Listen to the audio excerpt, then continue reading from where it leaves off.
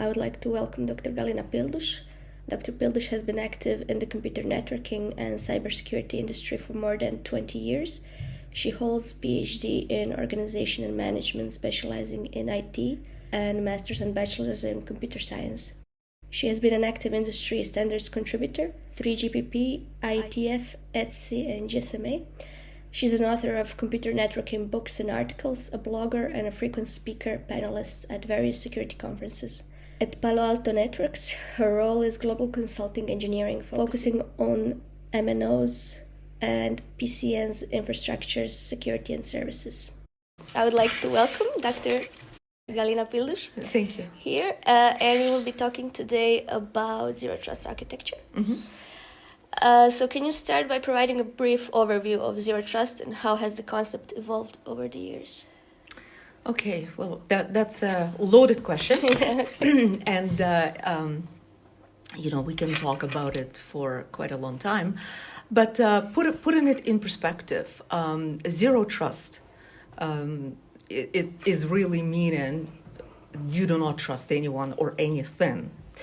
So when we talk about architecture is just one of the components of zero trust.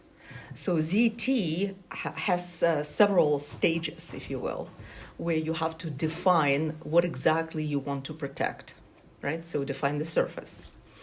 Then you develop flows as to what should be the flows that you are concerned about within the surface that you wish to protect. Then you derive at ZTA, Zero Trust Architecture, right? And then you discover and define what security policies should be, Zero Trust security policies, because you know where exactly to implement them. And then you monitor, maintain, and then you recursively go through this again. Mm-hmm. So it's a recursion, yes, and it's a loop. Therefore, it never ends, kind of thing, right? But yeah. So it seems like it's a complex process. So what are the key challenges you might face? Right. So the process might be perceived to be complex. Right. But once you begin dissecting and follow these steps very, religiously, I would say, it becomes simple. So a lot of automation would help, definitely. And challenges, as far as challenges are concerned, it's a change. Yeah. And change is, the most constant in our lives, right? So be it business perspective changes and/or organizational changes and/or which organization changes would lead to workflow changes and what you require to protect and so on and so on. So as you go through this recursively, it becomes automatic. And then, of course, the key is to use automated tools with that. Okay. Mm-hmm. Yeah. So you mentioned it's a lot of change. Did you receive some pushback because it requires a mentality shift? Are people hesitant to start? Interesting question. Yeah. So some people foresee that zero trust maybe is a use case, which it is not. Mm-hmm. It's a methodology. It is a strategy. Yeah. And in my mind, you've got to embrace it if you wish to do security. If you wish to call security as to what it should be, because you're either following ZT to make it secure, and there is no such thing as 100% security, of course, but at least secure to the best of definition of what it is, or there is no security. Yeah. There is nothing in between, in my opinion. Okay. So, but with the constantly evolving threat landscape, how can ZTA adapt and remain effective over time? Very simply.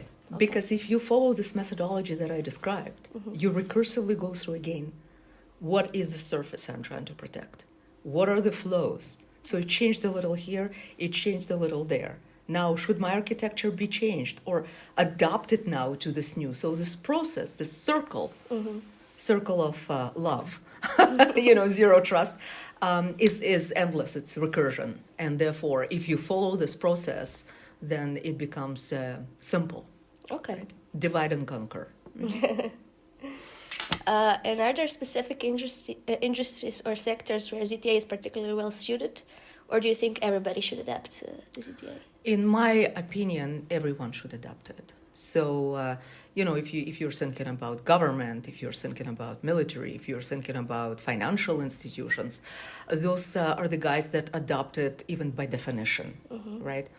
But in my opinion, it should be not only enterprises, like infrastructures, perhaps infrastructures that are critical mission infrastructures, like utilities, like healthcare and so on, but it should also be network operators.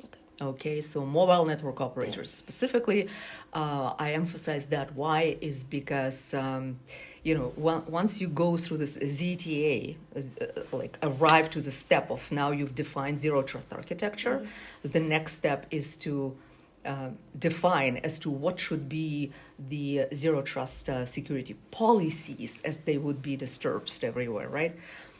Questions, Kipling's, 7 questions or 6 questions rather should be answered, like who, where, why, how, and when, right? So the idea is to be able to address all these questions. So if you look into mobile network operators, some definitions are a bit blurry, and that is because of the mobile protocols that are deployed, where the actual traffic is hidden. What exactly is being sent?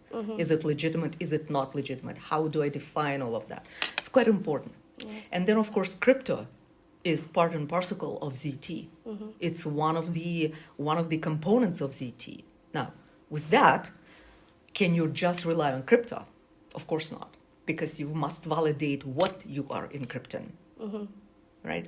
Because otherwise, what you end up doing is ensuring, provided that nobody can break the crypto, of course, ensuring that everything is sent securely, including malware. So in the context of ZTA, how important is collaboration and information sharing among organizations and the cybersecurity community in general? So I think it's critically important. So when we are doing information sharing, we must also be cognitive as to what exactly we mean by that information. So definitely,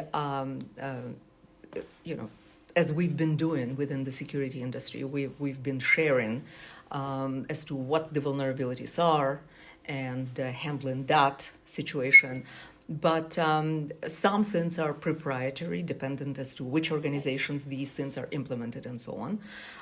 But methodology, and this is, I'm referring to NIST document, I'm sure you're aware of 800-207, this document describes this exceptionally well. And not only that, but post-quantum world, right? ZT will apply there as well. It's just going to follow the line as to same problems, right? Faster the processing power is, right?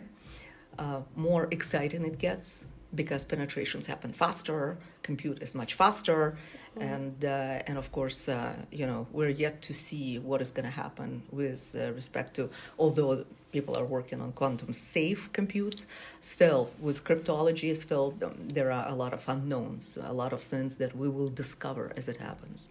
So sharing is very important, yes.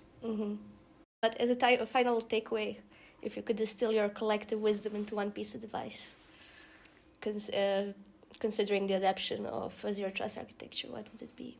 I would say that a zero trust is not a luxury. I would say that it must be adopted as, in other words, let's go back. I hate going back, but let's go back for a sec.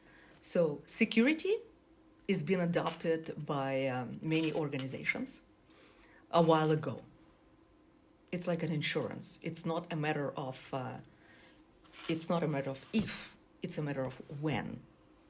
So I'm a strong believer that zero trust should be adopted the same way. Either you have it all or you have no security. That's one wisdom piece I could give you, right? Okay. Well, thank you so much. Thank you. Dr. It's my Galina. pleasure.